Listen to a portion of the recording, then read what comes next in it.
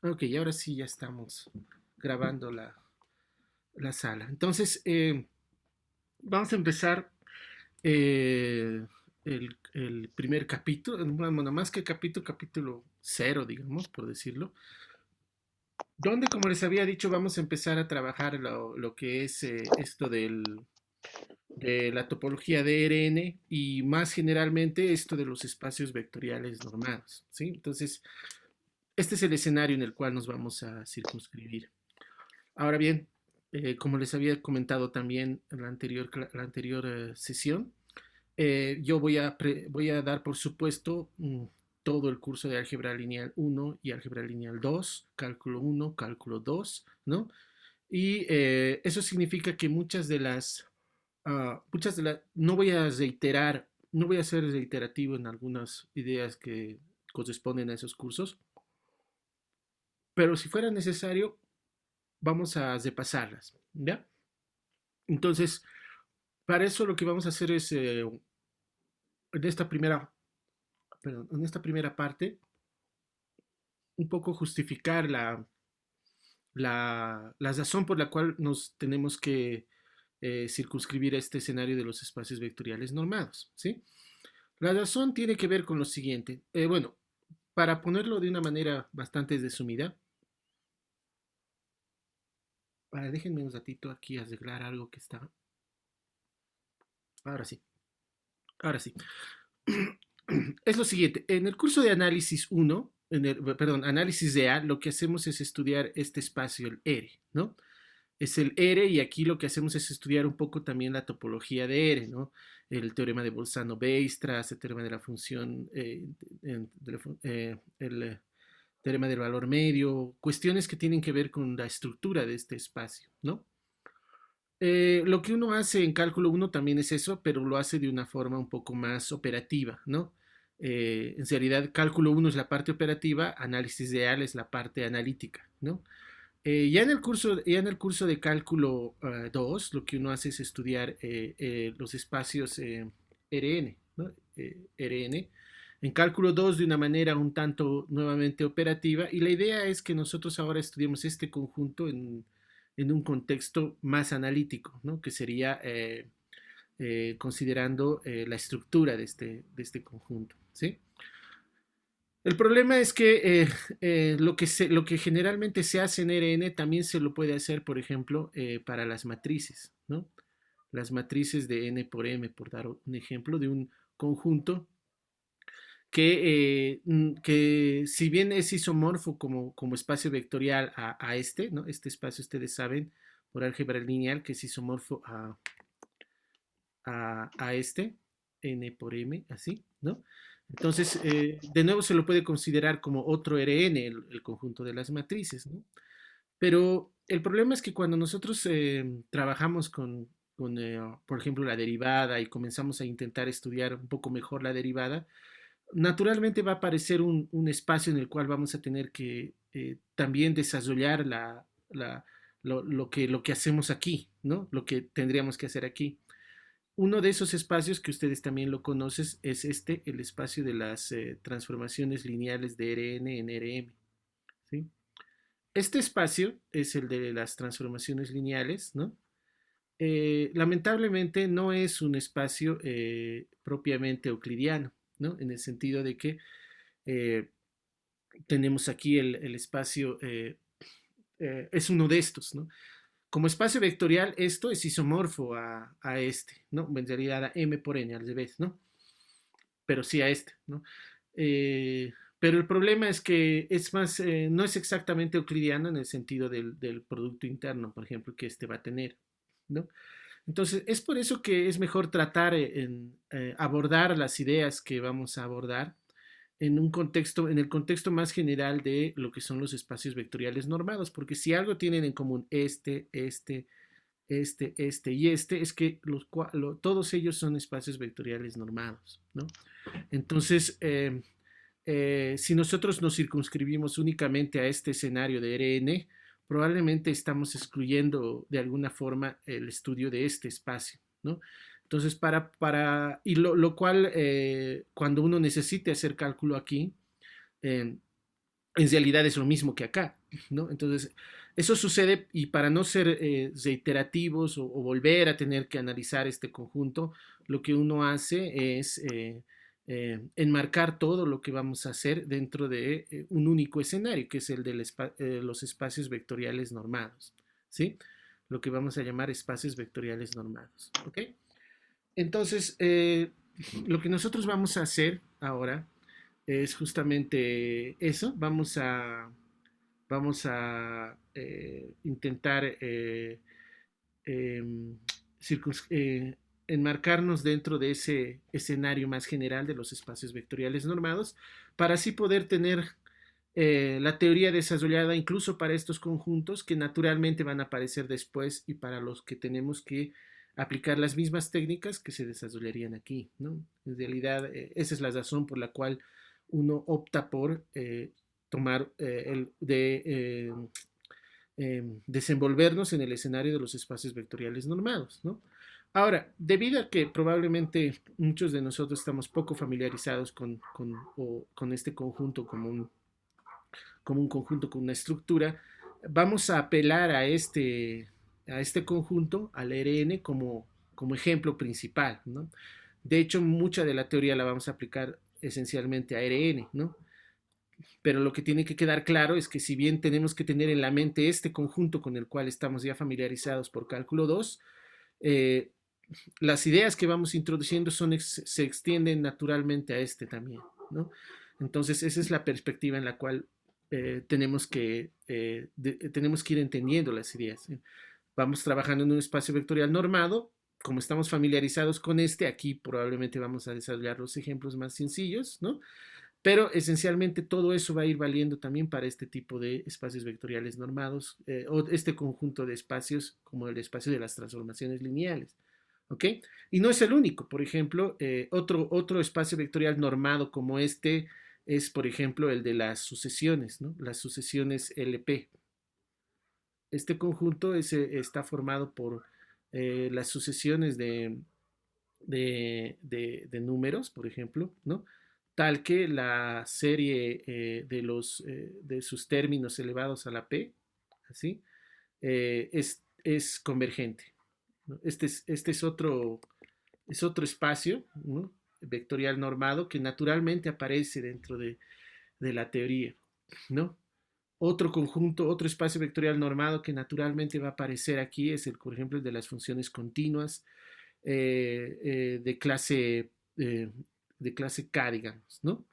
Que definidas, por ejemplo, en un intervalo como AB y con valores en R, así, eh, así, ¿no? Entonces, aquí, por ejemplo, estarían las funciones f que van de AB en, en R.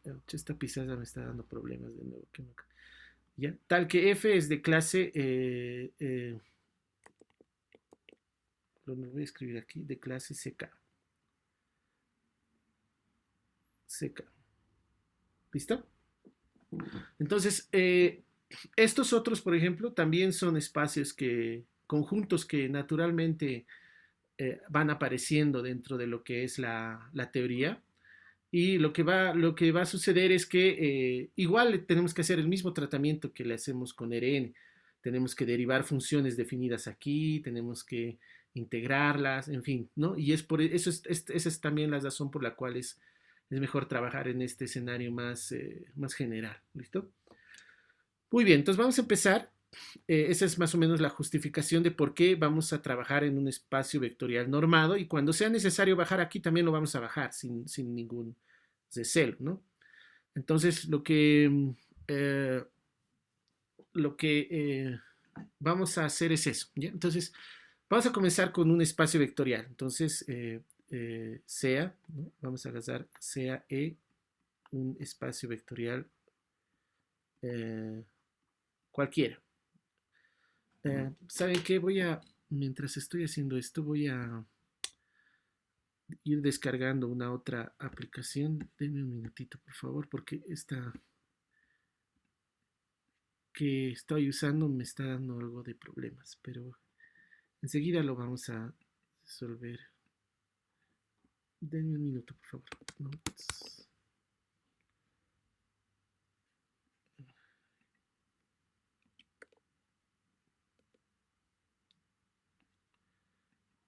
Ya, mientras va descargando la otra, una otra aplicación, porque fíjense, esto me está dando algo de dificultades y mi conexión a internet está bastante mala.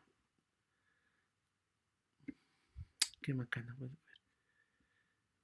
a ver, voy a dejar de compartir y voy a volver a abrir este cuaderno para,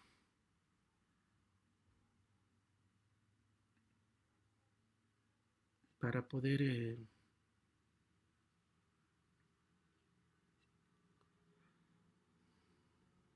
denme un minuto, por favor,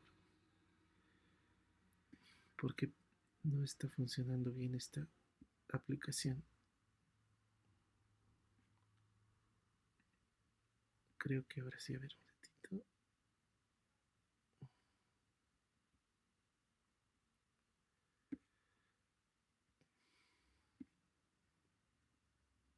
Y ahora sí, a ver, vamos a intentar una vez más,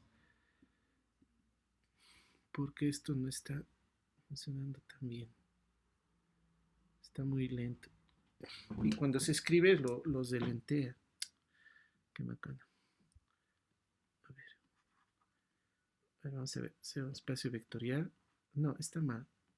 No va a escribir bien. A ver, voy a utilizar la otra aplicación. Enseguida ya está descargando. Por favor, denme un minuto. Tengo un poco lenta la conexión también, por eso está tardando tanto.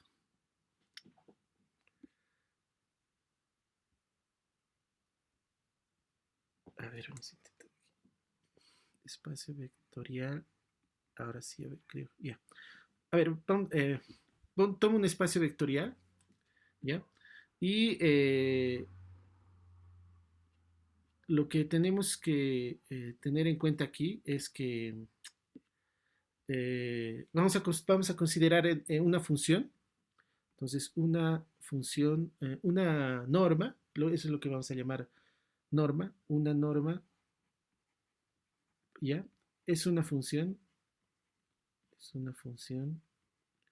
Y la vamos a denotar así, esta función. Esta es la notación que vamos a adoptar, ¿no? Es un par de barras, un punto, es referencia a dónde va a ir la variable, ¿no? Y es una función que va a ir de E en R, así, ¿ok? Va a ser una función de este tipo, ¿no? Tal que, voy a ser muy esquemático para no tener que escribir demasiado, entonces entiendo que ustedes ya conocen el lenguaje de funciones y todo eso, ¿no? Entonces tengo un espacio vectorial cualquiera, ¿no? Una norma va a ser una función de este tipo que va a tomar valores de E y los va a llevar a R, que va a cumplir estas tres condiciones. La primera es que la norma de 0 va a ser igual a 0, ¿no? ¿Sí? Y además que la norma de un X va a ser mayor que 0 para todo X distinto de 0, ¿ya? Distinto de 0. Se entiende que X en E. N. ¿Sí? Entonces, esta es la primera propiedad fundamental de una norma, de lo que vamos a llamar una norma. Dos, la segunda propiedad es la desigualdad triangular. X, si yo tengo la norma de la suma, es menor o igual que la norma de X más la norma de Y. ¿Ok? Y esto tiene que valer para todo X, Y en E. ¿Sí? Entonces, esta es la otra propiedad que tengo que considerar dentro de para que esta función se llame norma. Y finalmente, cuando yo tengo un número real lambda multiplicado por x, ¿no? Lo que va a suceder es que va a salir el valor el módulo de lambda, si es número complejo, por ejemplo, por el módulo por la norma de x, ¿no? Y esto va a valer para todo lambda en el campo de escalares del espacio vectorial, ¿no? Le voy a llamar genéricamente f, ¿no? Y x en el E. ¿Sí? Por si acaso, cuando aquí me estoy refiriendo a un espacio vectorial, este puede ser un espacio vectorial sobre cualquier campo. ¿Sí? Generalmente en análisis se considera que el campo de escalares es numérico. ¿No? Entonces, una suposición que la vamos a hacer desde ahora en adelante es que el campo de escalares, ¿no? El campo de escalares eh, el campo de escalares es numérico, ¿ya? Esto quiere decir que el campo tiene que ser los reales o los números complejos, ¿ya? Para nuestro caso, es decir, el campo F es el campo de escalares del espacio vectorial, va a ser igual al conjunto de los números reales o el conjunto de los números complejos, ¿no? Entonces, en un curso de análisis en general, esta es la suposición que se maneja durante todo el curso. Entonces, salvo que digamos lo contrario, todo espacio vectorial que consideremos va a ser un campo, va a ser un espacio vectorial sobre un campo numérico. Eso quiere decir que va a ser el campo de los números reales o el campo de los números complejos, ¿no? Y en ese sentido es que aquí, ¿no? En este escalar puede ser un número real o un número complejo. Y entonces esto de acá, en el caso si estamos en R, va a ser el valor absoluto, ¿no? Y si estamos en C, va a ser el módulo del número complejo, ¿no? El módulo del número complejo. ¿Ok? Entonces esa es una observación respecto a este escenario general en el que estamos trabajando, ¿sí?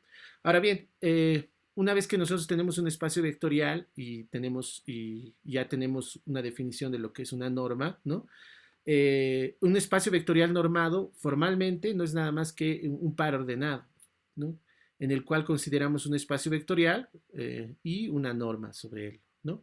Entonces, un, un, un, espacio vectorial normado, esa es la forma en la cual nos vamos a referir, normado, ¿no?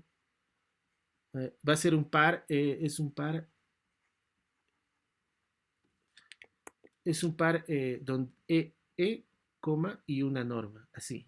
Eso es lo que podríamos definir como un espacio vectorial normado, un par, donde E es un espacio vectorial y esto es una norma sobre E, ¿no? Entonces eso no lo voy a escribir, pero lo escribiremos por si acaso, ¿no? Donde E es un espacio vectorial solamente, ¿no?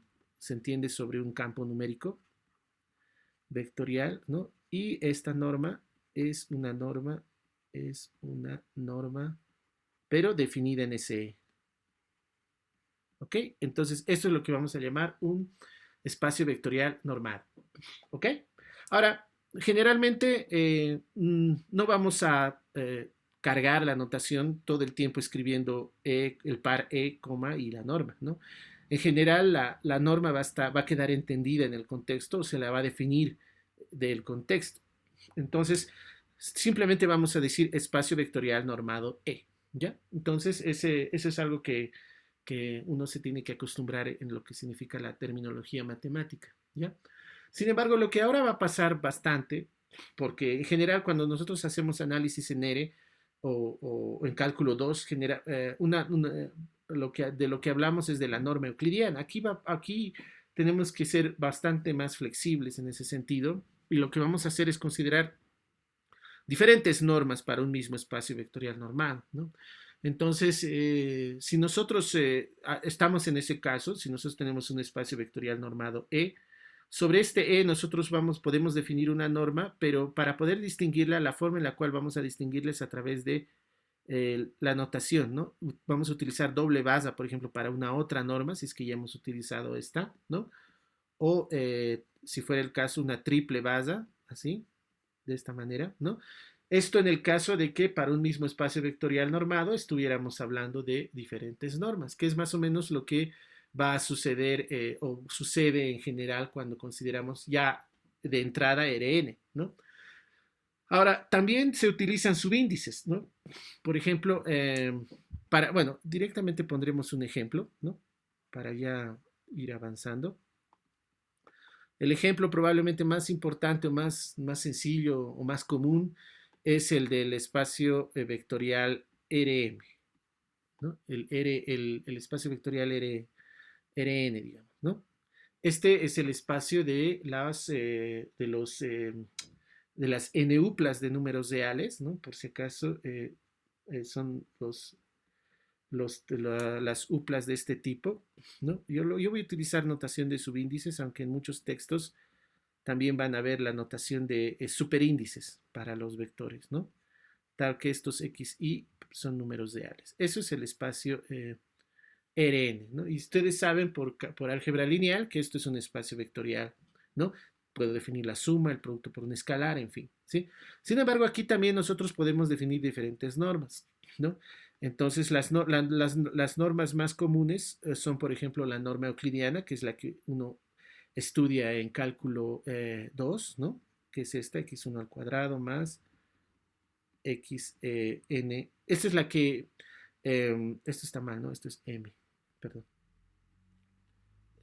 No, estoy usando n, ¿no? xn y aquí está bien, estaba bien esto. Esto es n. Así, estaba bien, ¿no? Entonces esto es al cuadrado y esta es lo que llamamos de cálculo 2 la norma euclidiana, ¿no? Eh, pero no es la única norma que podemos considerar, ¿no? Y es lo que me refería aquí, que para utilizar diferentes normas vamos a utilizar estas notaciones alternativas, ¿no? Igual a, y la otra norma importante que tenemos aquí es la norma del máximo, ¿no? Que no estoy muy seguro si ya la consideran en el curso de cálculo 2, pero es una que vamos a frecuentemente tomar en algunas demostraciones, ¿sí? Luego tenemos otra norma que es también bastante usual, ¿no? Bueno, no usual, sino bastante cómoda de usar en algunos contextos, que es la norma de la suma, que es esta. ¿Ok? Entonces, sobre un mismo espacio vectorial podemos definir diferentes normas, pero como les había dicho, esta no es la única forma de distinguirlas a partir de una base, doble base o triple base, sino que también podemos utilizar unas notaciones alternativas que son las notaciones con subíndice. Por ejemplo, esta norma euclidiana generalmente se la escribe de esta manera, como la norma y con un subíndice 2 acá, ¿no? Esta norma del máximo, ¿no? Generalmente se la escribe como una base y un infinito aquí, o también una base y un subíndice S, así, porque estamos utilizando, perdón, me estoy equivocando aquí, ¿no? Y la norma esta de la suma, igual en algunos, perdón, en muchos textos ustedes van a verla como la norma del norma sub 1, ¿no? Y aquí, o también como la norma sub S, que es de la suma, ¿sí? Y en algunos, aunque no he visto muchos, esta norma euclidiana también se le escribe así, norma sub E de euclidiana, aunque esto no lo he visto de muchos, salvo en algún que otro lugar. Pero más que todo, se acostumbra a usar estas notaciones también en algunos textos que ustedes van a ver para estas normas, ¿no? Para estas mismas normas. Eso proviene de que también una norma que también también es muy común de considerar en este tipo, en este espacio, es la norma P, que es una, es esta suma, la voy a escribir con valor absoluto de x, ¿no? A la p más y así sucesivamente. Debería usar notación sumatoria, pero bueno, ya. Así, ¿no? Y todo esto elevado a la 1 sobre p. Así. Esto para p mayor que 1, ¿no? Números real. ¿No? Entonces, esta, por ejemplo, es otra norma que, que se puede considerar en este espacio Rn, ¿no? Las normas P, ¿sí? Eh, y de ahí viene justamente estas notaciones de acá, que ustedes pueden ver aquí, ¿no? Si ustedes toman aquí, perdón, si ustedes toman aquí el P igual a, este es mayor o igual que 1, perdón. Si ustedes toman aquí P igual a 1, lo que tienen es justamente la norma de la suma, ¿no? Si toman P igual a 2, tienen justamente la norma euclidiana, ¿no? Y bajo cierta condición de límite de la cual vamos a hablar después, si ustedes toman estos números con p tendiendo a infinito, justamente vamos a tener esta de aquí que es el máximo, ¿no? En algún sentido que lo vamos a precisar luego, ¿no?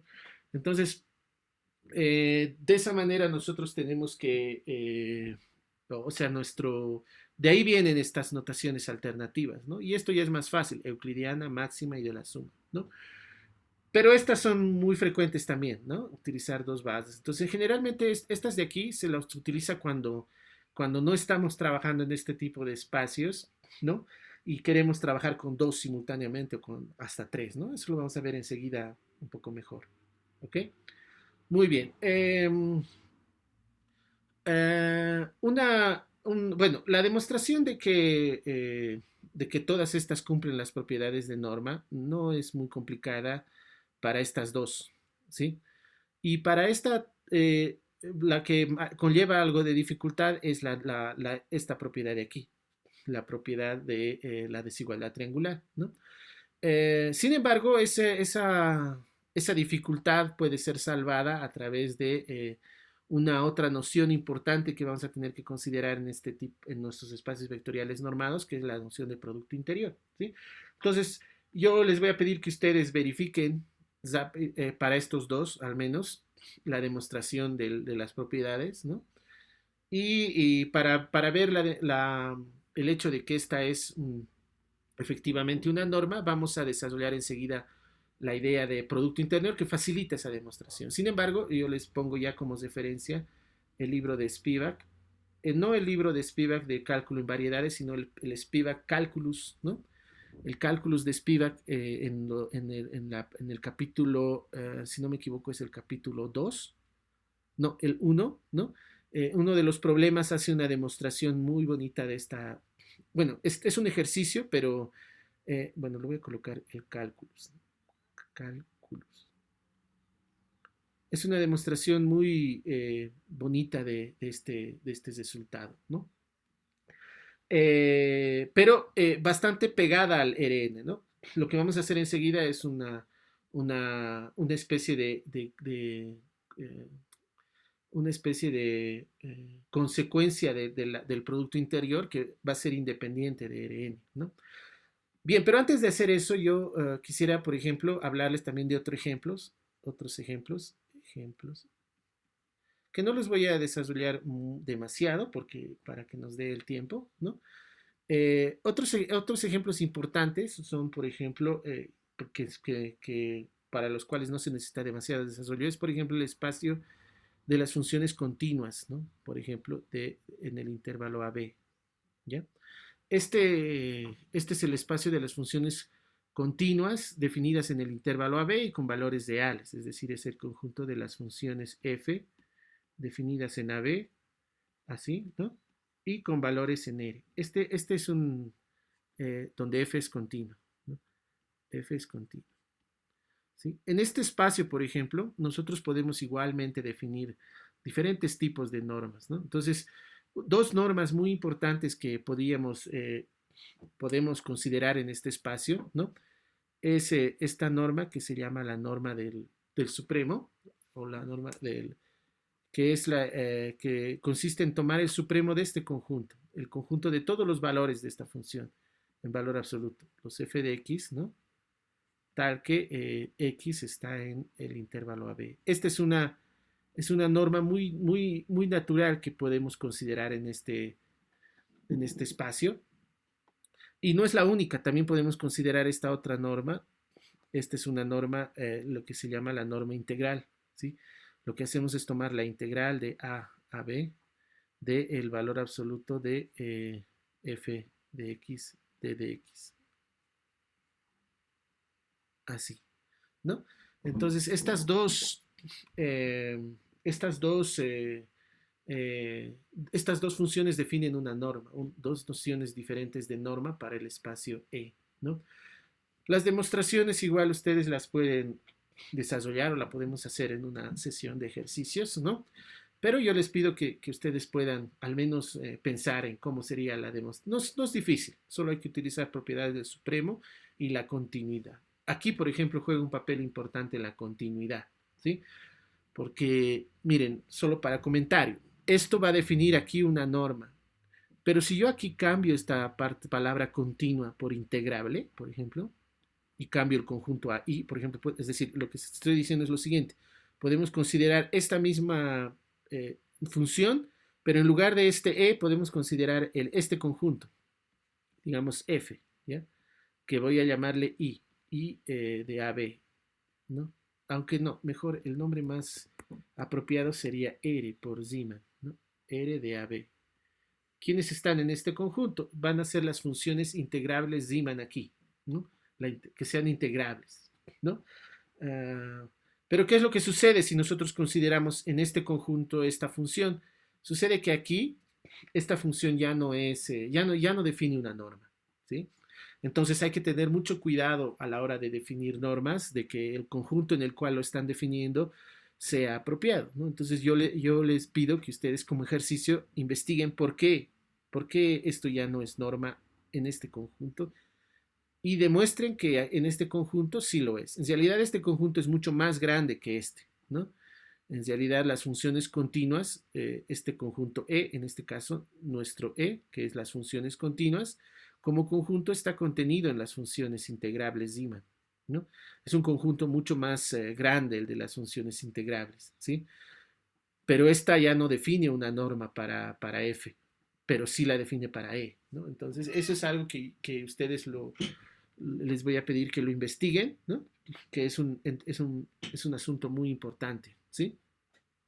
Tiene que ver con las propiedades de las funciones integrables, especialmente cuando son continuas, ¿sí? Entonces eso es algo que si se han quedado con la duda y no consiguen ver por qué esto no es una norma, entonces lo podemos hacer como un ejemplo, un ejercicio, ¿ya? Pero son preguntas que ya las estoy dejando así en abierto para que ustedes puedan comenzar a indagar en ellas y podamos ya también tener más insumos para los problemas y las dudas que ustedes puedan tener y podamos ir absorbiéndolas poco a poco, ¿ya? Bien, otro ejemplo importante de espacio vectorial normado que va a aparecer y del que no voy a hablar mucho ahora, pero que es importante que ya lo sepan, son, por ejemplo, las matrices, ¿no? El conjunto de las matrices reales, por ejemplo, de n por m, así, son las matrices, ¿no? También podemos eh, definir diferentes tipos de normas, ¿no? Y eso porque también sabemos que esencialmente esto no es nada más que es totalmente, bueno, es isomorfo ya a este espacio, ¿no? De las matrices, de los vectores de n por m, ¿no? Entonces hay un isomorfismo natural entre estos dos conjuntos, ¿no? El de las matrices. Y eso hace de que las mismas normas que yo he definido para los espacios euclidianos, aquí más arriba, estas, ¿no? También puedan ser adaptadas para esta, ¿no? La norma euclidiana, la norma de la suma o la norma del máximo, ¿no? Entonces, por ejemplo, si yo hagas una matriz, ¿no? Yo puedo definirle la norma euclidiana y ahora si mi matriz A, por ejemplo, tiene sus entradas son A y J, por decirlo así, ¿no? Esa es la matriz, sus entradas son A y J. La norma euclidiana no es nada más que la sumatoria, ¿no? La sumatoria, bueno, la raíz cuadrada de la sumatoria de todas las entradas, no voy a colocar los subíndices, pero todas las entradas elevadas al cuadrado, ¿no? Esa sería la norma euclidiana para una matriz, ¿se dan cuenta? Y de la misma manera, la norma de la suma, ¿no? La norma del máximo, ¿no? Nosotros simplemente tomamos el máximo, pero ahora tomamos el máximo de este conjunto, de los valores absolutos de las entradas de nuestra matriz, ¿no? Donde obviamente aquí el i iría del 1 al n y el j iría del 1 al m, ¿no? Entonces, así sería la norma del máximo para una matriz, ¿no? Y finalmente la norma de la suma, ¿no? Para una matriz no sería nada más que la sumatoria, así, pero de los valores absolutos de los A sub i j. En realidad tendría que ser una sumatoria doble, pero lo voy a escribir así, bueno, tendría que ser así, i, j al menos colocaremos aquí, ¿no? Para que la suma cose para ij de 1 a n, el i, y de ij de 1 a m, ¿no? ¿Ok? Entonces así es como nosotros podemos definir una norma para las matrices, por ejemplo, ¿no? Y lo mismo pasa, por ejemplo, si nosotros consideramos otro ejemplo importante sería el de las sucesiones, por ejemplo, convergentes, cuadrado convergentes, para dar un ejemplo, L2, ¿ya? Estas son las sucesiones, son sucesiones de números, sucesiones infinitas de números reales, ¿no? Tal que la serie cuadrada, es decir, de los cuadrados, ¿no? Así, esto sí lo voy a recalcar que va de 1 a infinito porque estoy hablando de series convergen, ¿no? Son las series cuadrado convergentes, ¿no? Entonces, fíjese, este conjunto, no sé si en álgebra lineal hayan probablemente tomado esto como ejemplo, pero este conjunto también es un espacio vectorial, ¿sí? Podemos definir la suma y el producto por un escalar y de nuevo van a converger los cuadrados, ¿sí? Sucede que acá también podemos adaptar las normas que tenemos, algunas, ¿no? Esencialmente la norma euclidiana, ¿no? Que es la norma cuadrática. Entonces, en este conjunto, nosotros podemos definir esta norma, que es la norma 2, ¿no? Donde nosotros consideramos la raíz, ¿no? De la sumatoria, pero de la serie ahora, de 1 a infinito, de los xi al cuadrado. Así, ¿ok? Entonces, esta es la norma, esta es una norma que yo puedo considerar acá, ¿ok? Muy bien, entonces, solo para dar un ejemplo, luego vamos a ir viendo otros ejemplos. Lo que ustedes pueden observar es la ventaja que tiene el poder ubicarnos en el escenario de los espacios vectoriales, ¿no? Nos permite ser bastante amplios en la consideración de los diferentes espacios que podemos considerar, ¿no? Y abarcar bastante, ¿no? Sin embargo, nuestro desafío va a ser un espacio vectorial que lo vamos a ver enseguida, un poco mejor, va a ser el de las transformaciones lineales. Es decir, si nosotros agarramos un espacio vectorial normado E y tomamos otro espacio vectorial normado, nosotros vamos a considerar las transformaciones lineales entre estos dos de aquí. ¿Sí? Las transformaciones lineales, ¿sí? Sucede que el espacio de estas transformaciones lineales, ¿no? Va a formar de nuevo un espacio vectorial, ¿no? Donde aquí E, F son espacios vectoriales normados, ¿no? En nuestro caso van a ser normados, ¿no? Si yo considero todo el conjunto de las transformaciones lineales, yo voy a construir este conjunto, el espacio de las transformaciones lineales de E en F, que lo vamos a denotar de esa manera. Este conjunto va a ser un espacio vectorial normado por derecho propio, es decir, puedo definir lo que va a ser la suma de transformaciones lineales y el producto por un escalar, ¿sí? Y dentro de este conjunto, nosotros vamos a poder también definir una norma. Es decir, este no solamente es un espacio vectorial normado, un espacio vectorial, ¿no? Donde vamos a poder tener una suma y un producto por un escalar. De hecho, va a ser un espacio vectorial justamente porque lo puedo definir así, ¿no? Si yo tengo una transformación lineal y tengo otra transformación lineal, la suma es simplemente la suma funcional, lo que llamamos la suma puntual, ¿no? Va a estar definida como Tx más Sx, así, ¿no?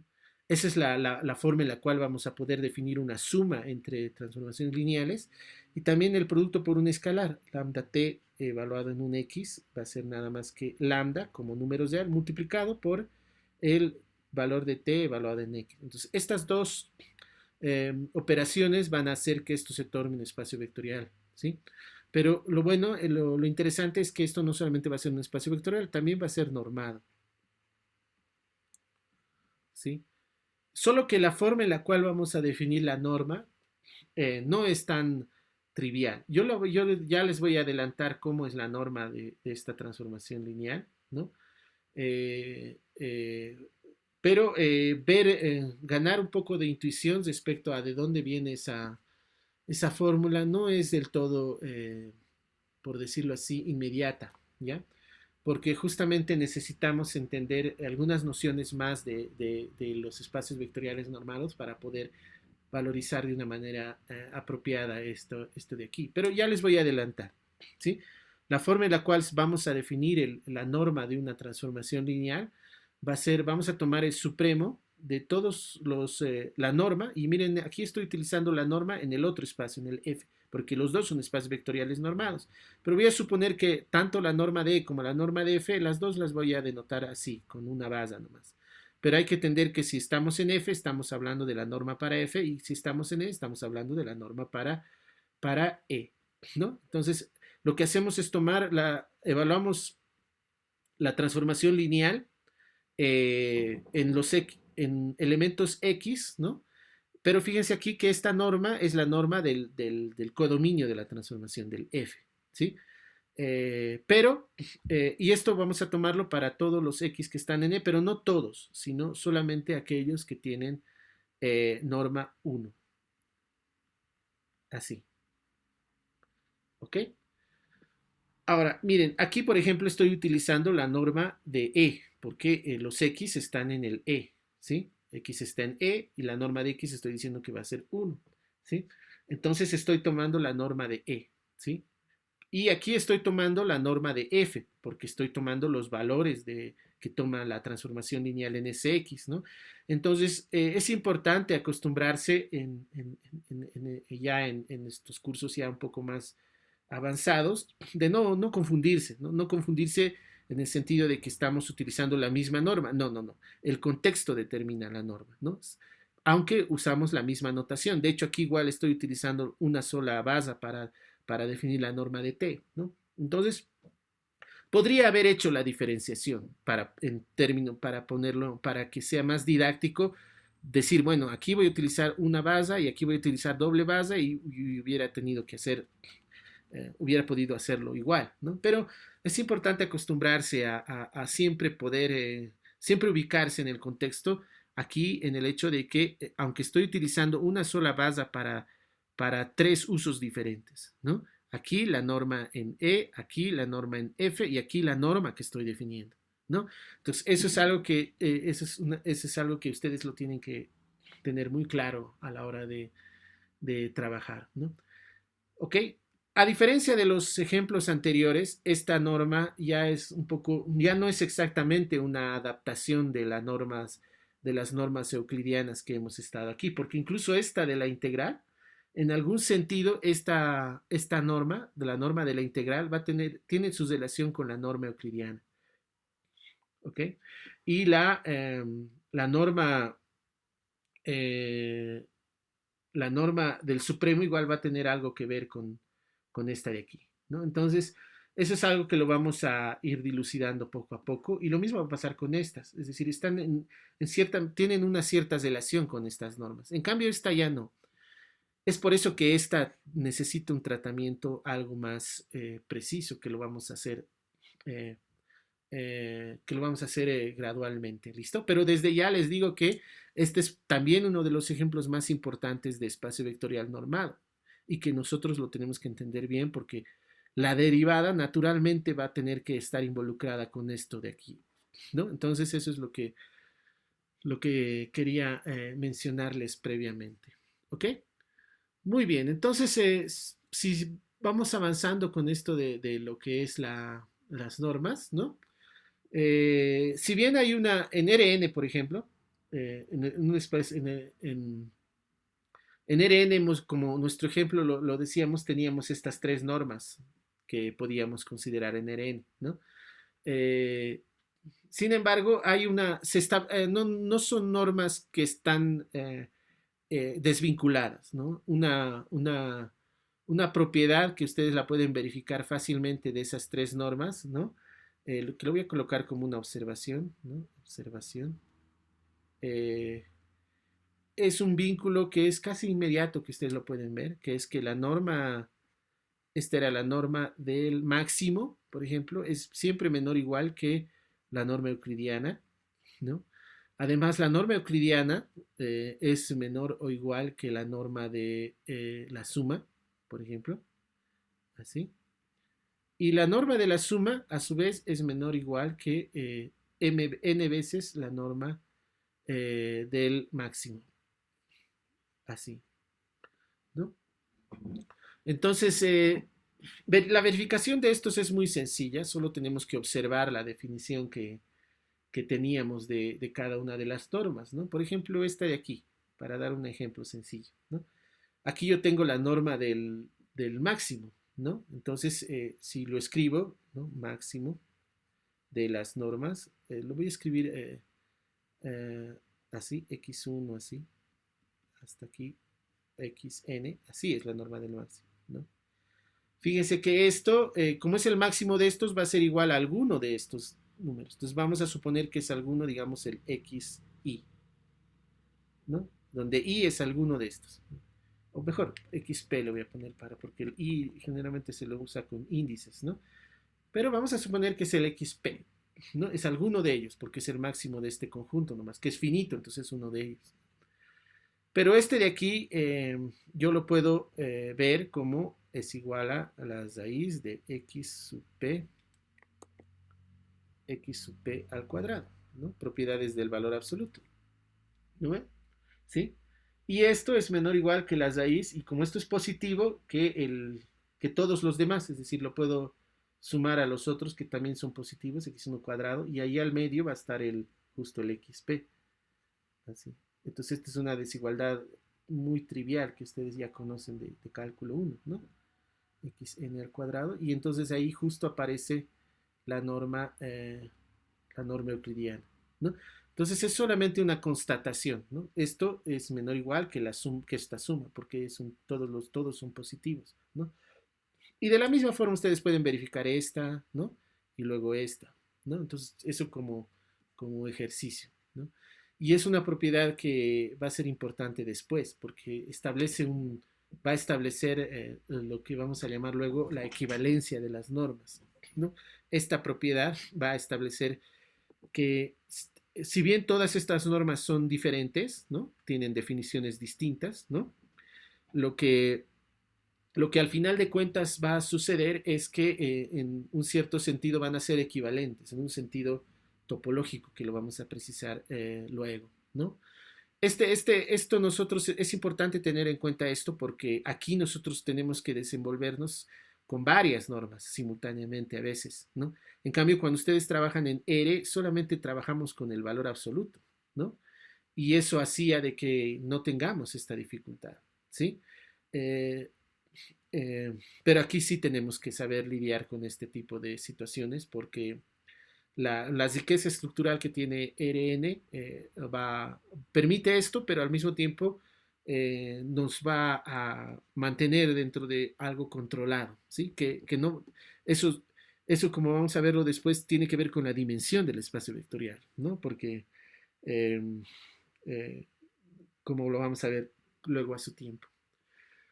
Muy bien, entonces como les decía, y ya, bueno, volviendo un poco a este ejemplo, les había comentado de que la demostración de que esto es una norma, la desigualdad triangular era el problema aquí, ¿no? Que puede ser un poco engorrosa la demostración. Eso lo vamos a salvar a través de observar o estudiar la noción de producto interno, ¿sí? Lo que vamos a hacer rápidamente es recordar lo que es un producto interno, ¿sí? Entonces, nuevamente nos vamos a ubicar en un espacio vectorial, ¿ok? Un espacio vectorial, ¿no? Y dentro de este espacio vectorial, lo que vamos a considerar ahora es un producto interno. Entonces, un producto interno, que lo voy a abreviar como prod_int, nada más para no escribir mucho. Un producto interno no es nada más que una función, es una función como lo era la norma, pero esta función ahora generalmente la vamos a denotar así. ¿Sí? Es la notación funcional que se refiere al producto interno. Estos puntitos son los lugares que va a ocupar las variables, porque como hay dos, quiere decir que aquí estamos con una función que va a ir de e por e en los números reales. ¿Ok? Así. ¿Ok? Tal que, y eso es lo que nos interesa, las propiedades que va a cumplir este producto interno son las que justamente en cálculo 2 ustedes han estudiado el producto punto, ¿no ve? El producto interno entre vectores de R2, R3, Rn, ¿sí? Pues más o menos, esto es, digámoslo así, la generalización de eso, ¿no? Entonces, la primera propiedad importante que va a tener es que el producto interno va a ser, y aquí vamos a estar hablando de un espacio, en esta parte, al menos para un poco facilitar la exposición, vamos a estar en un espacio vectorial real. ¿Ok? Vamos a desenvolvernos en un espacio vectorial real. Porque la noción de producto interno para un espacio vectorial complejo es un poco más, tiene otras características Pero para poder avanzar en esto, vamos a considerar solamente el caso real y tal vez en los ejercicios o como comentario vamos a ver el caso complejo, ¿no? Entonces, la primera propiedad es la simetría. El producto interno de x con y va a ser lo mismo que el producto interno de y, x. ¿Ya? En el caso complejo es con el conjugado, porque en un espacio vectorial complejo, el producto interno toma valores complejos. ¿Sí? Entonces, eso es algo que por eso no lo vamos a considerar, porque si no tendríamos que hacer una distinción y tal, y eso nos va a tomar algo de tiempo, pero lo vamos a mencionar cuando sea necesario. ¿Ok? Bien, la segunda propiedad importante que va a tener el producto interno es la bilinealidad. La bilinealidad establece que si yo tengo una combinación, por decir lambda x más mu y, así, donde este lambda y este mu son números reales, producto interno con un z, así, esto va a ser igual a, el lambda va a salir como escalar y lo va a multiplicar al producto, pero de x con z, así, más el mu, que es un escalar, va a salir y lo va a multiplicar al producto interior de y con z, y, z. Y esto, bueno, este de aquí, por si acaso, vale para todo x, y en e, así, en el espacio, ¿no? Este de aquí va a valer para todo x, y, z en e, así. Y para todo lambda mu, en este caso particular, en r, ¿no? Así. ¿Ok? Entonces eso va a ser para nosotros la otra propiedad. Y finalmente la tercera propiedad del producto interno es la de que el producto interno de dos vectores distintos de cero es siempre mayor que cero, mayor estricto que cero, y esto para todo x distinto de cero, n. Así. Estas son las tres propiedades que vamos a considerar en el espacio vectorial, en nuestro espacio vectorial. ¿Listo? Ahora, por ejemplo, ¿no? Para ponerlo como un primer ejemplo y el trivial, por decirlo de alguna manera, ¿no? El ejemplo trivial de un producto interno es cuando consideramos el conjunto, el Rn, nuestro espacio Rn que ya lo hemos visto, ¿no? En este espacio vectorial E igual a Rn, y esto es el ejemplo que ustedes manejan en cálculo 2, ¿no? O que manejamos en cálculo 2, ¿no? En este espacio, por ejemplo, si yo tomo dos elementos aquí, yo puedo definir el producto interno de una manera muy natural, digamos, o por eso se le llama el producto interno natural, ¿no? O producto interno canónico, si vale el término, que no es nada más que la multiplicación coordenada a coordenada, x1 por y1 más x2 por y2, así, ¿no? Por y2 y así. Esa es la manera en la cual eh, este es el producto interno básico que se puede definir en el espacio eh, Rn, ¿sí? Eh, Y ustedes pueden comprobar efectivamente que cumple estas tres propiedades. No es difícil, ¿no? Simplemente hay que hacer la verificación. Probablemente ya lo hayan hecho en el curso de cálculo 2, ¿no?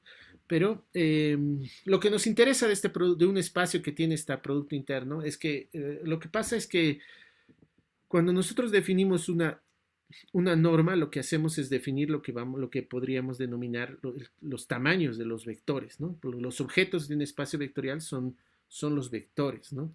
Eh, eh, y lo que hacemos es definir lo que sería el tamaño. Entonces, si nosotros nos circunscribimos a la imagen de R2, por ejemplo, o R3 si prefieren, y tomamos un vector cualquiera, entonces la norma es lo que, lo que podríamos llamar el tamaño del vector. Nos permite hablar del tamaño del vector, ¿no?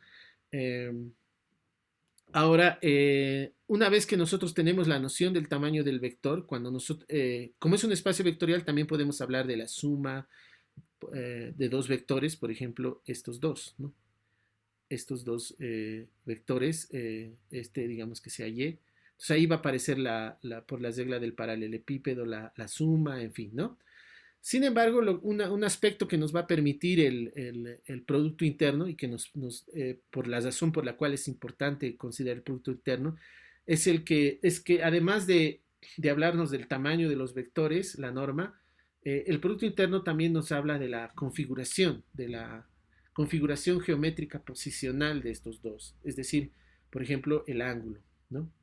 O la ortogonalidad. La noción nos va a permitir establecer una noción de ortogonalidad en, entre vectores, por ejemplo, aquí en este caso en R2, si vemos el caso del plano, ¿no? Entonces, esa noción de ortogonalidad que se refiere a cuando esto se hace cero, ¿no? Está muy asociado a la ortogonalidad euclidiana que uno estudia en geometría 2, ¿no? En geometría 2 y en geometría 1 uno tiene una noción de ortogonalidad entre rectas que viene de los axiomas de Euclides, ¿no? Cuando nosotros pasamos al modelo analítico de la geometría euclidiana, tanto plana como del espacio, aparecen ya las rectas en espacios, en este tipo de espacios, y la noción va a estar, la noción de ortogonalidad va a estar muy asociada a esta noción de producto interno que estamos definiendo aquí, ¿sí? Sin embargo, esta noción de producto interno la estamos estableciendo en un marco bastante general. ¿Qué es un producto interno? Va a ser algo que cumple estas propiedades, ¿no? Este es un producto interno, pero lo interesante es que no es la única noción de producto interno que podemos definir en RN, ¿no? Esta es solamente una forma de definir el producto interno, ¿sí? Entonces, para adelantar un poco esto, nosotros podríamos definir el producto, un tipo de producto interno diferente, por ejemplo, para más o menos haciendo la misma eh, idea de producto interno, un otro producto interno, digamos, lo podría escribir así, ¿no? X, Y, doble de este símbolo, así, digamos, un doble producto interno. Una otra forma de definir estos productos internos es a través de tomar coeficientes, ¿no? Aquí no está muy, es muy canónico, pero aquí podemos tomar sumas de este tipo, A y J, X y XJ, así, ¿no? O sea, diferentes tipos de combinaciones de productos, ¿sí? Este, por ejemplo, es otro producto interno bajo ciertas condiciones. La matriz que define estas entradas A y J para los diferentes productos que uno va a hacer, esta matriz, tiene que tener ciertas características, ¿no?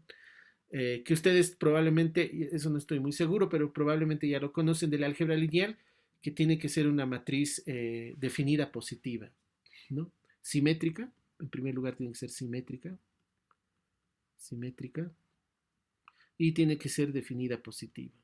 Si no los recuerdan, les pido que lo averigüen. De todas maneras, cuando llegue el momento apropiado, nosotros vamos a recordar estas ideas, ¿no? Pero sucede que si nosotros definimos así este producto interno, o por esta función, esto también va a ser un producto interno, siempre y cuando estos escalares cumplan estas propiedades, ¿no? Simétrica, definida positiva, ¿no? Va a cumplir las tres. Licenciado, Adelante, sí. en la sumatoria solo se toma X, no sería Y. Oh, perdón, En perdón, la perdón, última perdón. sumatoria. Sí, sí, correcto, correcto, correcto. Esto es YJ,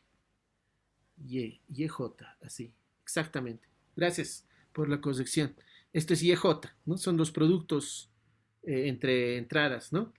Que se hace aquí, ¿no? Eh, sucede que esto, bajo estas condiciones, esto también va a ser un producto interno. Entonces vamos a tener el mismo escenario que teníamos con la norma, diferentes normas, diferentes productos internos, en fin, ¿no? Entonces eso es algo que lo tienen que tener en consideración. Y al cambiar la noción de producto interno, ¿no? Y ya no tenemos la noción, o ya no consideramos la noción natural, digamos, de producto interno que aprendíamos en cálculo 2. También va a cambiar la noción de ortogonalidad, por ejemplo, ¿no?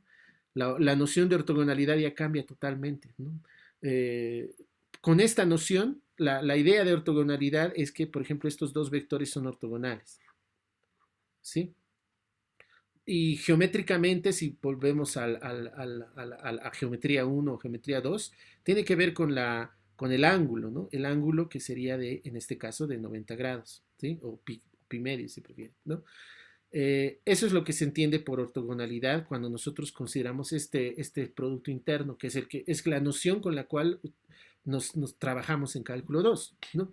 Sin embargo, cuando ya trabajamos con otras nociones de ortogonalidad, ¿no? Esto ya cambia. Estos, por ejemplo, ya no necesariamente serían ortogonales si consideramos una matriz diferente de la identidad. Porque fíjense, si nosotros aquí, en lugar de este A y J, consideramos la identidad, tenemos la noción de producto interno natural, euclidiana, ¿no? La que vamos a llamar producto interno euclidiano, ¿no? O natural o canónico, qué sé yo, ¿no?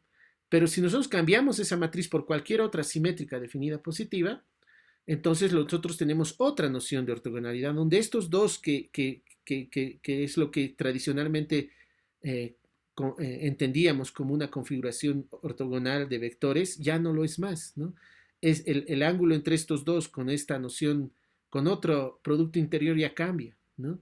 Y eso lo que va a hacer es modificar la geometría, ¿sí? Lo que pasa esencialmente es que cuando yo considero otro producto interno, ya no estoy en la geometría euclidiana, ¿sí? Porque la geometría euclidiana está esencialmente asociada a la noción de ángulo recto, ¿no? Y a la configuración ortogonal en estos términos, ¿no? Pero cuando nosotros comenzamos a cambiar la noción de producto interno, estamos trabajando en otra geometría, ¿sí?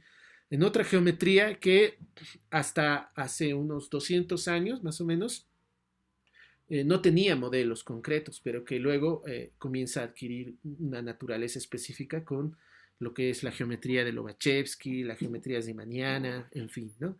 Y ahí juega un rol fundamental, justamente el producto interno va a jugar un rol fundamental porque es el que va a definir lo que son las configuraciones ortogonales entre vectores, ¿no? Entonces, eh, eh, eso lo vamos a ir igualmente dilucidando poco a poco, pero es bueno que ustedes ya sepan de que en RN nosotros tenemos, si bien tenemos una noción muy natural de producto interno, podemos considerar otras igualmente importantes, ¿no? Que dan más amplitud a nuestro discurso de lo que es el producto interno, ¿sí?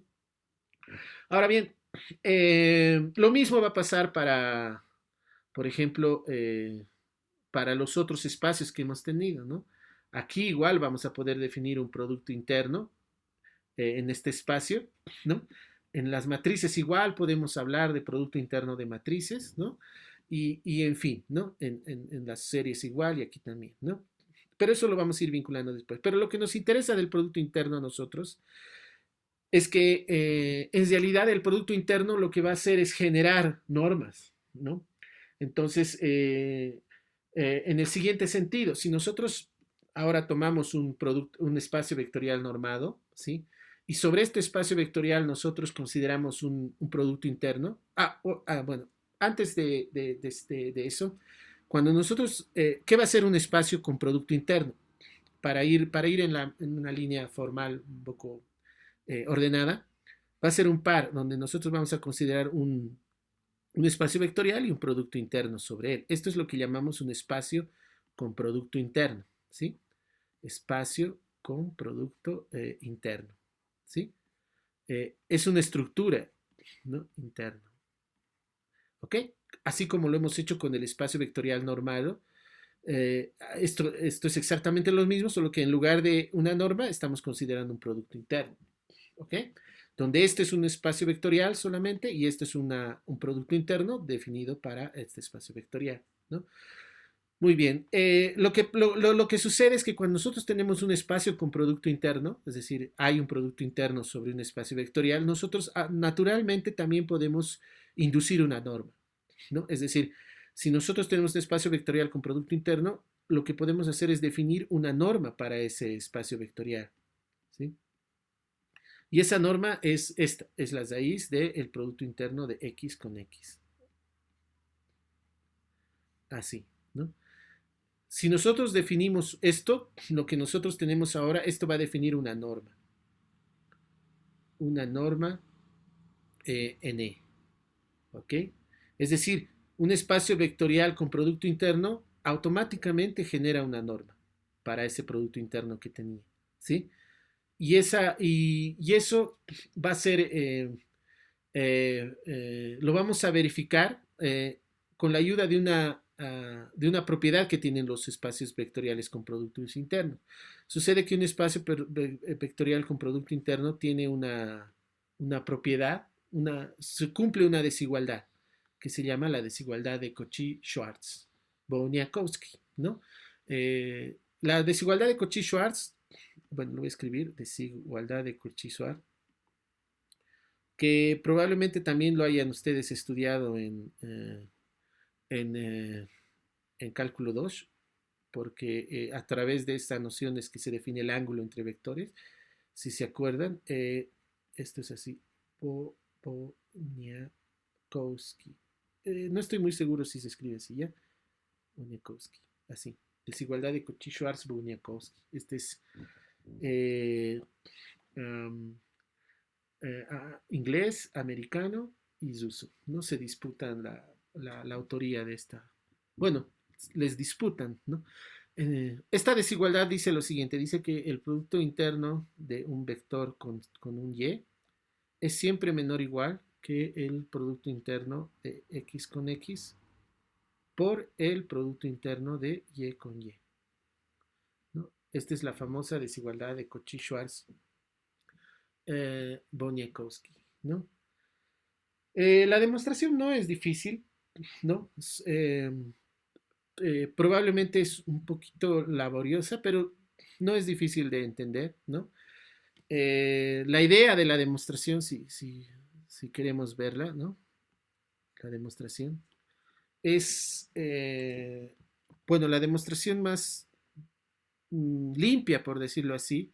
Bueno, hay varias demostraciones que ustedes pueden considerar, ¿no? Yo voy a hacer la más sencilla de entender porque además que es aplicable a este tipo de escenarios generales, ¿no? Pero hay otras, entonces ustedes pueden, es un muy bonito ejercicio investigar qué otras demostraciones hay. Una de las que ya les he hablado tiene que ver con lo que les había dicho del libro de Spivak, ¿no? Pero esta demostración es la más, por decirlo de alguna manera, la más sencilla de entender, ¿ya?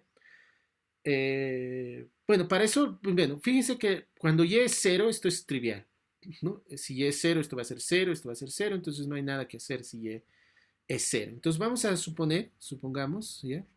Que el y es distinto de cero, ¿sí? Entonces, y para este y distinto de cero, vamos a considerar eh, este valor, ¿no? Que es un escalar, va a ser el producto interno de x con y, ¿sí? Este valor, este número, ¿sí? Pero dividido por usando esta notación, fíjense, de norma. Bueno, fíjense que esto no es, lo puedo escribir así, ¿no? Módulo de x al cuadrado igual a producto interno de x con x, es equivalente, ¿no ve? Entonces, con esa notación, yo voy a considerar este y al cuadrado, ¿sí?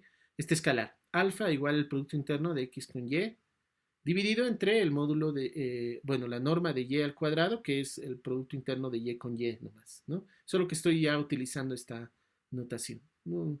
Es una licencia para poder escribir, ¿ya?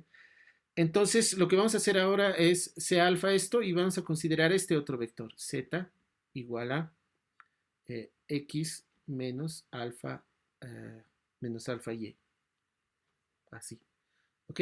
Entonces, consideramos este escalar, consideramos este vector.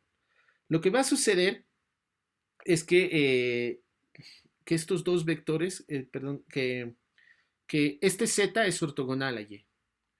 ¿Listo? Entonces, eso es lo primero que vamos a observar, ¿no? Lo primero es que vamos a observar es que z es ortogonal a y. ¿Listo? Lo podemos comprobar, ¿no? Podemos considerar el producto interno de z con y, así, y hacer la cuenta, ¿no? Aquí lo que vamos a tener es x menos alfa y, y, ¿no? Y aquí vamos a tener por las propiedades del producto interno que que hemos dicho, esto va a ser el Producto Interno de X, Y, ¿no? Menos alfa va a salir como escalar y el producto de Y con Y, ¿no? Entonces, si uno sustituye este alfa por este escalar que tenemos aquí, lo que obtenemos es directamente X, Y menos, y aquí me va a quedar simplemente X, Y, así, sobre el módulo de Y al cuadrado por el y estos dos son iguales. Así, así, y esto con esto me va a dar 0. Entonces, efectivamente, este vector z es ortogonal a y, ¿no? Entonces, utilizando este hecho, ya sabemos que son ortogonales, z es ortogonal a y. Entonces, finalmente lo que vamos a verificar es la desigualdad triangular. ¿Cómo? Vamos a tomar la norma de x al cuadrado, así, ¿no? Y esto no es nada más que, si lo despejamos de aquí el x, nosotros aquí tenemos que el x es igual a z más alfa y, ¿no? Entonces, sustituyendo aquí, nosotros vamos a tener el producto interno de x con x, pero el producto interno de x con x va a ser el producto interno de esto consigo mismo, ¿no? Z más alfa y, z más alfa y, ¿no? Haciendo operaciones, o sea, del producto interno, aquí me va a quedar simplemente z con z, ¿no? Así. Más, ¿no? Aquí va a salir un alfa, luego va a salir este alfa, y me va a quedar alfa cuadrado de y, ¿no? A ver, un ratito. El primero sería, bueno, lo voy a escribir ya. Me va a salir primero el alfa, bueno, lo voy a escribir alfa y aquí el producto interno de z con y. Más, y luego entre este y este me va a salir el alfa y el producto interno de y con z, ¿no? Y finalmente este con este, que sería alfa cuadrado, producto interno de y con y. Pero por lo que hemos observado antes, estos de aquí se hace 0, 0, ¿no? Y simplemente me va a quedar esto, que sería en notación de módulo. Bueno, creo que preferiría usar, bueno, ya, z con z. Um, ¿Qué estoy haciendo? Ah, sí, esto sería z con z, así, ¿no? Eh, eh, más alfa cuadrado y con y, así, ¿no ven? ¿Sí? Entonces, pero observen que esto es positivo, ¿no? Porque justamente una de las propiedades del producto interno decía que el producto interno de uno consigo mismo es positivo o a lo más cero, ¿no? Entonces, eso quiere decir que como esto es positivo, esto es mayor o igual que este de aquí, solamente. Es decir, alfa cuadrado del producto interno de y con y. ¿No ven? Entonces, lo que al final de cuentas tenemos es lo siguiente, ¿no? Es que el producto interno de x con x, producto interno de x con x, había sido mayor o igual que alfa cuadrado, pero alfa cuadrado sería el producto interno de x y al cuadrado y este módulo de y a la cuarta. Entonces, esto sería mayor o igual que x, y al cuadrado sobre el módulo de y al cuadrado por el producto interno de, perdón, esto es a la cuarta, ¿no? Esto es a la cuarta, así, por el producto interno de y con y, ¿no? Pero esto se va a cancelar con este y me va a quedar solamente un cuadrado, lo voy a pasar a multiplicar, ¿no? Y lo que me va a quedar simplemente es el producto interno de x, x por el producto interno de y, y, ¿no? Al cuadrado, perdón, aquí está faltando al cuadrado, al cuadrado, al cuadrado, y mayor o igual que el producto interno de x, y al cuadrado. ¿No? Ok, entonces, y de aquí ya tenemos, como todos son positivos, positivo, positivo, ¿no? Esto se va a quedar como valor absoluto si le saco las raíces. Entonces, lo que me va a quedar simplemente es valor absoluto de x, perdón, valor absoluto de x, y, así, menor o igual que el Producto Interno de X con X por el Producto Interno de Y con Y. Listo, eso era lo que queríamos demostrar, ¿no? Entonces, ¿qué es esto? ¿No? La desigualdad de Cauchy-Schwarz, ¿sí? Entonces, con eso nosotros tenemos demostrado la desigualdad de Cauchy-Schwarz. ¿Qué hora es? Cuidado que nos estamos pasando. Ahí está bien. Entonces, con esto nosotros ya tenemos demostrada la desigualdad de Cauchy-Schwarz, que es esta, ¿no? Esto de aquí. Y con esto nosotros, con esta desigualdad nosotros vamos a poder demostrar que esto efectivamente es una norma, ¿sí? Entonces, eso no sé si bueno, la idea de la demostración es la siguiente. La parte, o sea, eh, lo que tenemos que demostrar es que esto es una norma, ¿sí? Es raíz de Producto Interno de X con X. Las propiedades de norma, la primera y la tercera, que son estas de aquí, la primera es evidente, la primera y la última, ¿no? Eh, si nosotros nos vamos a lo que teníamos, ay, perdón, por ejemplo, la primera, norma de cero, aquí va a ser cero, cero, entonces eso me va a dar cero, no pasa nada, ¿no? Además, esto sabemos que es positivo cuando x es distinto de cero, entonces esto va a ser un número real positivo, entonces está bien definido, tengo las raíces que va a ser positivo. La primera y la propiedad 1 y la propiedad 3, ahora para la propiedad 3, por ejemplo, la propiedad, el 1 es evidente, ¿no? Evidente. ¿Ok? Para la 3, también no es difícil porque solo tenemos que calcular esto, lambda x, así, ¿no? Y ver qué pasa. Aquí esto no va a ser complicado porque aquí voy a tener lambda x, ¿no? Y es solamente hacer la cuenta de las operaciones, ¿no?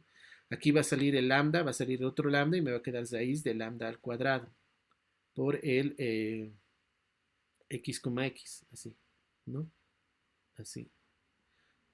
Ahora, como este es positivo y este es positivo, entonces la raíz no va a tener problemas en aplicarse a ambos. Entonces va a estar lambda al cuadrado y la raíz de el x, nada más, ¿no? Entonces, no es difícil, ¿no?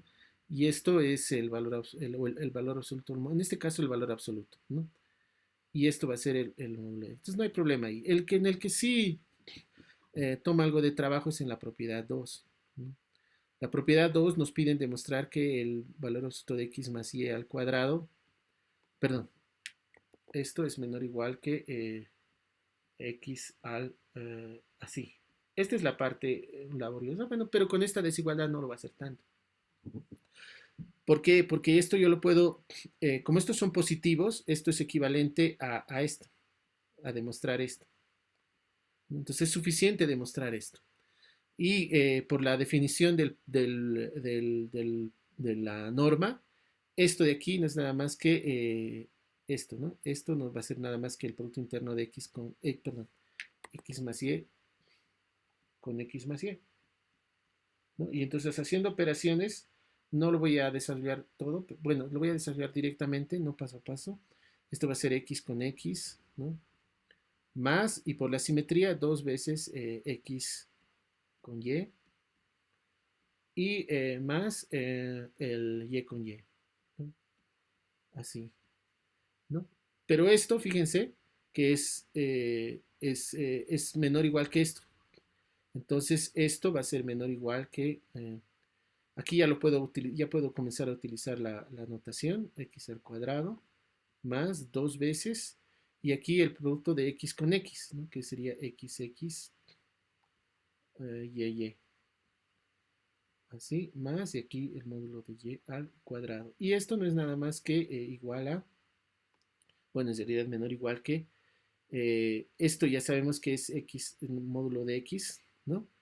Al cuadrado. Estoy haciendo algo mal, ¿no? Un cachito. Aquí,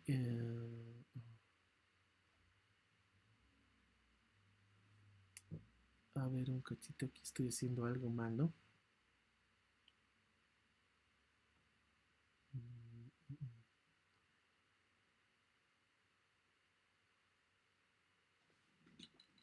A ver.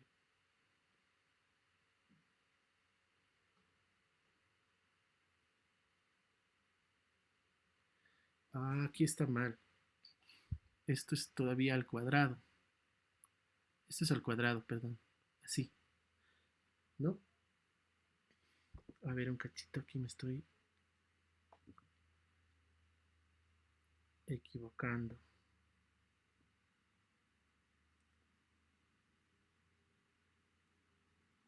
A ver, un cachito. Creo que aquí me he equivocado en la desigualdad. Mm,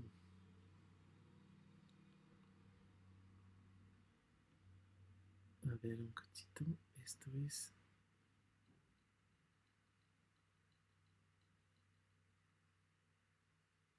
Ah, claro. Entonces, aquí me he equivocado en los cuadrados, ¿no? Sí, me he equivocado aquí. A ver, esto es y a la cuarta. No, está bien. Mm, a ver, aquí. A ver.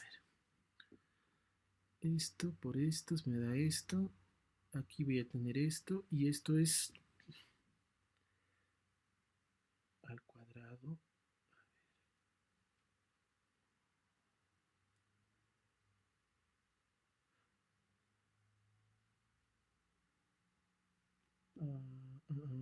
Estoy equivocando aquí. Esto es módulo de x al cuadrado.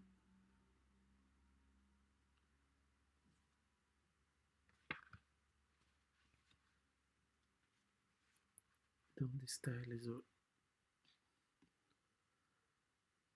No hay ESOR, ¿no? A ver, valor absoluto.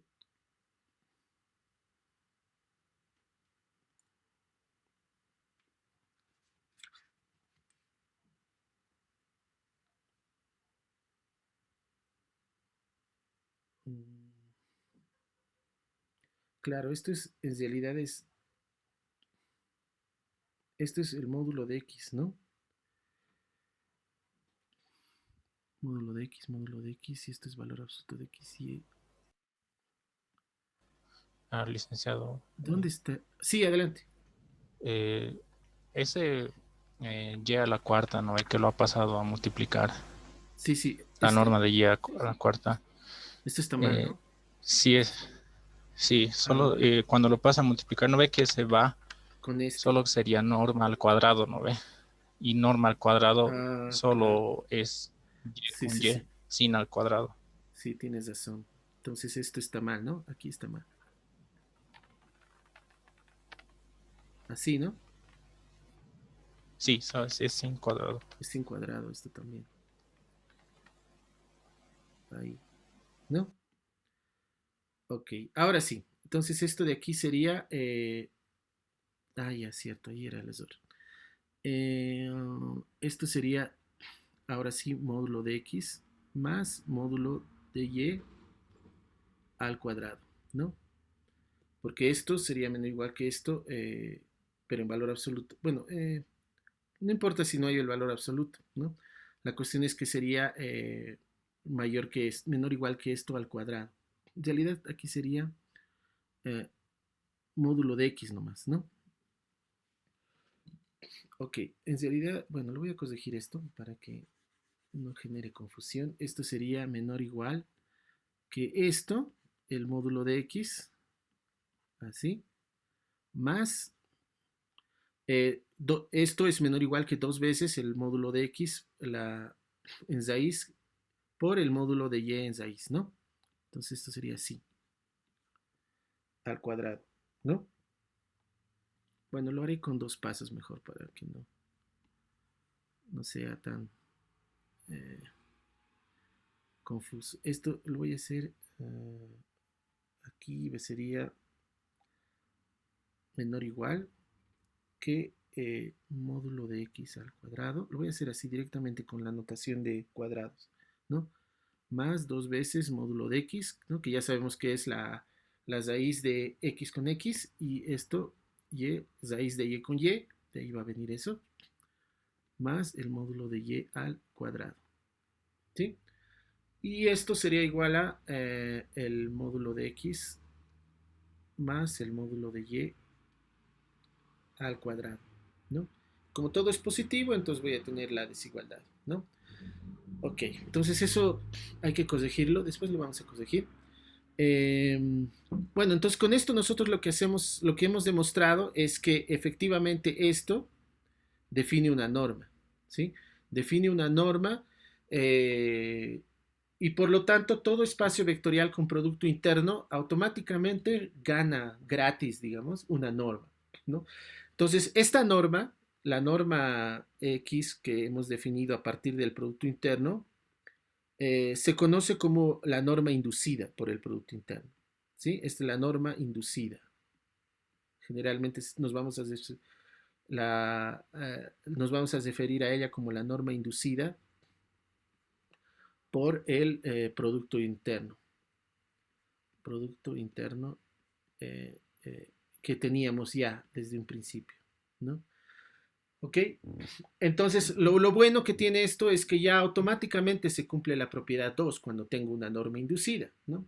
En particular, si nosotros consideramos en Rn, en nuestro espacio E igual a Rn, en nuestro espacio Rn, si nosotros consideramos la norma euclidiana, que es la que teníamos como definida así, ¿no? Lo que podemos observar es que en realidad esta no es nada más que la norma inducida por el producto euclidiano usual, que es este, ¿no? Si no- Nosotros habíamos definido este producto interno usual en el Rn, y a partir de este producto interno usual, eh, este producto interno, lo que acabamos de ver es que este producto interno justamente genera esta norma, ¿sí? Y automáticamente esto ya cumpliría la desigualdad triangular, ¿no? La desigualdad triangular. ¿Por qué? Porque justamente es la norma que proviene de este producto interno, ¿no? Entonces, eso hace de que automáticamente ya tenga la propiedad de la desigualdad triangular, ¿no? Digamos como plus o añadido o gratis, ¿no? Entonces, por eso es que si bien se puede hacer una demostración específica sin considerar el producto interno, es mejor considerar ya el hecho de que cuando proviene de un producto interno la norma, ya cumple las propiedades de la norma, ¿sí? Sin embargo, es importante observar que eso no siempre es así, ¿sí? Es decir, todo producto interno proviene, lo que acabamos de ver es que todo producto interno genera una norma, ¿sí? Esta norma, ¿sí? Una pregunta muy natural y razonable que ustedes pueden hacerse es, ¿será que toda norma proviene de un producto interno? ¿No? Entonces, ese es un aspecto importante de la teoría, ¿no? Sucede que, por ejemplo, estas normas que tenemos, las otras normas que tenemos aquí, esta y esta, ¿no? Eh, no provienen de un producto interno, ¿sí? Entonces, eso va a hacer de que la teoría que uno pueda desarrollar con el producto interno ya no se aplique a este tipo de espacios vectoriales con estas normas, ¿no? ¿Ok? Y justamente a este tipo de espacios donde la norma proviene de un producto interno, a esos son a los que se les llama espacios euclidianos, ¿sí? Entonces, eh, que no tiene que ver con la geometría euclidiana, por si acaso, pero que igual reciben el nombre de espacios euclidianos, ¿no? A lo que me refiero es a lo siguiente, sucede que, y esto lo voy a dejar como un ejercicio, ¿no? Ejercicio, que está en el libro de Lima, ¿sí? O en el Spivak también está, si no me equivoco. Ustedes lo que van a comprobar, ¿sí? Y les voy a pedir que lo comprueben, es que cuando la norma proviene de un producto de un producto interno, se va a cumplir se cumple esta desigualdad, ¿no? Entonces, si esta es una norma inducida, inducida por un producto interno, por un producto interno así, digamos, por un producto interno así. Ustedes quiero que verifiquen, bueno, no es difícil que entonces, ¿no? Entonces, ustedes van a comprobar esta igualdad, x más y al cuadrado más valor, norma de x menos y al cuadrado, ¿sí? Va a ser igual a 2 veces al cuadrado más y al cuadrado. Esta se conoce como la identidad del paralelogramo. Identidad del paralelogramo.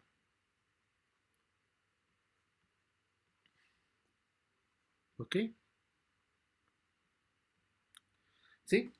Entonces es un buen ejercicio que ustedes puedan demostrar que se cumple esta igualdad, esta identidad, la identidad del paralelogramo, ¿sí? Y sucede que esta identidad va a caracterizar a las normas que son inducidas por un producto interno, ¿no? Entonces, la primera parte del ejercicio es verificar esta identidad, que se llama identidad del paralelogramo. Si tengo una norma inducida por un producto interno, se va a cumplir esto, ustedes lo pueden verificar, ¿no?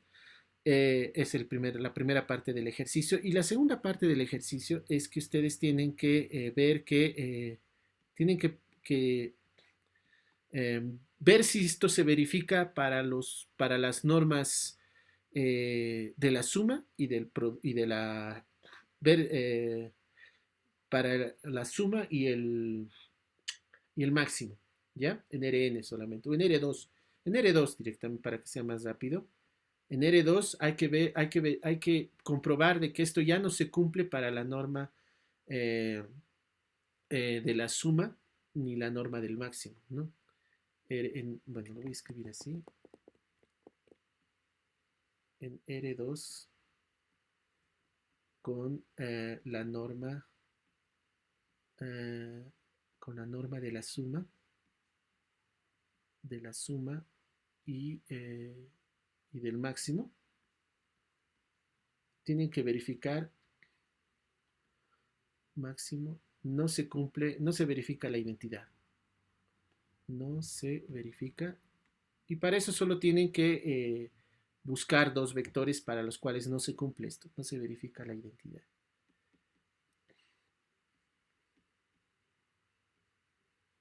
¿Ok? ¿Ok? Y un ejercicio más difícil, ya, que no lo voy a escribir, pero solamente se los voy a comentar, es verificar de que esto es sí, solo sí, ¿no? Es decir, una norma va a provenir de un producto interior si solo si se cumple esto, ¿sí? Esta parte es la parte fácil. Si una norma proviene de un producto interno, entonces se cumple esto. La parte difícil, un poco laboriosa también, es demostrar al revés, que si una norma verifica esta identidad, tiene que provenir de un producto interno, ¿sí? Ese es un ejercicio más complicado, que si ustedes lo investigan un poco en internet, lo van a poder encontrar, pero ahí se van a dar cuenta que no es sencillo, ¿no? Pero es un buen ejercicio que ustedes lo pueden ya indagar un poco sobre él, ¿ok? Bueno, eh, para terminar la sesión de hoy, solo mencionarles de que cuando nosotros tenemos ahora un espacio vectorial normado, ¿sí? Eh, con una norma cualquiera, sucede que en un espacio vectorial normado nosotros vamos a poder definir ahora una métrica, ¿no? Para un espacio vectorial normado nosotros vamos a poder definir una noción de distancia de esta manera. La distancia de entre dos vectores va a ser igual a la norma de x menos y, ¿sí? Eh, y esto es lo que nosotros llamamos una métrica, ¿sí? Una métrica sobre este espacio vectorial normado, ¿sí? Y una métrica esencialmente va a ser una función, ¿no? Y esta noción de métrica ya es bastante general, no solamente se va a aplicar para, para espacios vectoriales normados, sino para conjuntos en general. Es decir, si yo considero un conjunto no vacío, es un conjunto no vacío, eh, una métrica, una métrica, eh, una métrica en X, digamos, es una función, va a ser una función que le voy a llamar D, y que va a ir del producto cartesiano de X con X, así, en los reales, y que va a cumplir ciertas condiciones, ¿sí? Que son las siguientes. Primero, la desigualdad, la que se conoce como la desigualdad triangular. La distancia de X a un Z es menor o igual que la distancia de X a un Y más la distancia de Y a un Z. ¿Ok? La segunda propiedad es la simetría, que dice que la distancia de un X a un Y es igual a la distancia de un Y a un X. Lo cual es razonable si estamos hablando de una noción de distancia. Y la tercera, que nos dice que si yo tengo que dos elementos son distintos, entonces la distancia entre ellos va a ser mayor que cero. Entonces ustedes como ejercicio pueden verificar de que esta distancia, si nosotros agarramos un espacio vectorial normado, esta función que acabo de definir aquí, efectivamente verifica estas tres condiciones. No es difícil la verificación, justamente por las propiedades que tenemos de la norma, ¿sí? Las propiedades que ya tiene la norma me van a permitir comprobar que estas tres propiedades, ¿no? Entonces lo que sucede es que un espacio vectorial normado automáticamente se va a convertir en lo que aquí nosotros llamamos un espacio métrico, ¿sí? Un espacio métrico es un par donde tengo un conjunto y una métrica definida sobre él. Esto es un espacio métrico, ¿sí? ¿Ok? Un espacio métrico. Entonces, un espacio vectorial normado automáticamente se vuelve un espacio métrico con esta distancia que es la que la vamos a llamar la distancia inducida por la norma, ¿no? Esto es lo que llamamos la distancia inducida por la norma. Que no es la única distancia que se puede definir ahí, pero es la que nos va a interesar a nosotros, porque a partir de esta noción de distancia, nosotros vamos a poder desarrollar la topología, ¿sí? Entonces, desde la siguiente clase, lo que nosotros vamos a hacer es explotar esta noción de distancia, ¿no? Para poder estudiar otras propiedades que va a tener un espacio vectorial normado, pero no nos vamos a salir del escenario de un espacio vectorial normado, ¿sí? Vamos a estudiar la topología dentro de un espacio vectorial normado. Muchas de esas propiedades se van a extender a este tipo de contexto de un espacio métrico, lo que llamamos un espacio métrico general, pero bastantes otras no. Entonces, nosotros vamos a ir diciendo a medida que vayamos introduciendo esas ideas, qué ideas son generales, valen para cualquier espacio métrico, y qué ideas son propias solamente de este contexto de los espacios vectoriales normados. ¿Ok? Muy bien, ya creo que ya estamos en la hora, entonces voy a dejarlo aquí. Si tienen alguna pregunta, por favor, lo pueden hacer. Si no, entonces tal vez la próxima clase, al iniciar la clase, si hubieran alguna duda o alguna corrección que tendríamos que hacer a lo que hicimos, entonces al inicio de la siguiente clase podemos hacerlo eso, ¿no?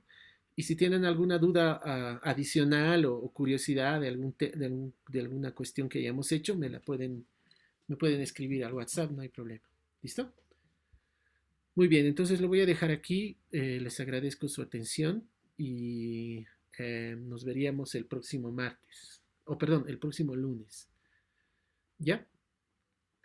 Ok, entonces yo lo voy a subir en cuanto se descargue la grabación. Se las voy a compartir. ¿Ok? Muy bien, entonces nos vemos hasta el próximo lunes, muchachos. Gracias por su atención. Hasta luego. Chao, que les vaya bien. Hasta luego, docente. Chao, chao.